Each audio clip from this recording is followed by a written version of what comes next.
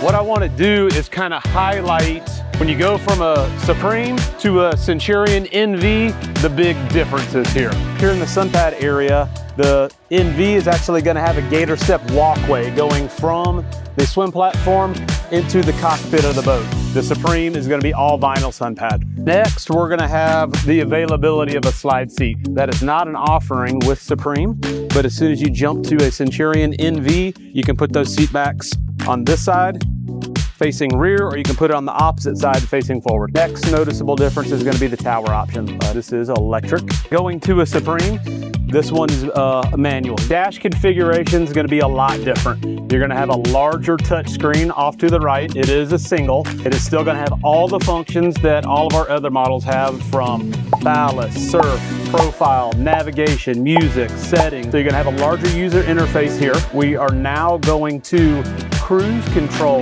We can physically adjust cruise control here with our paddle shifters. No cruise control adjustment at your fingertips. You're going to have to do that through the screen. Supreme comes to a pointy bow. On the NV, we are not going to come to the traditional point. It's going to be more of a squared off bow. This actually opens up for more seating. One other thing that is an option on an NV is to add RAMFILL. RAMFILL is going to bring the cost up a little bit, but you will be able to take on 3,500 pounds-ish of ballast in 90 seconds. Here, looking at the rear of the boat, we're going to have the same exact surf systems.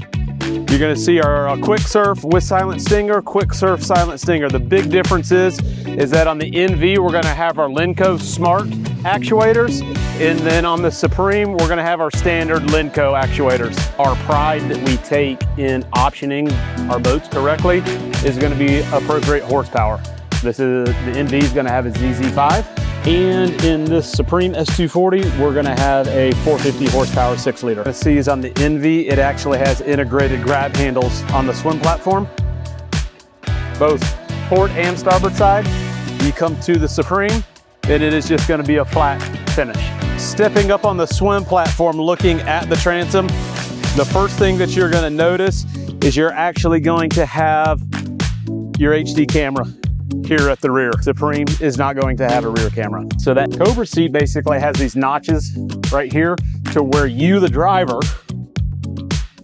can physically turn your body at an angle to where you're facing forward for safe boating. Your shoulders are naturally at this angle to where when you turn your head to look at the rider, you're not jamming your neck, you're not tweaking your neck, you're not getting stiff from having to turn around all the way. So, but also we have our fixed position forward. So that notch out, main purpose of it, leg up, over.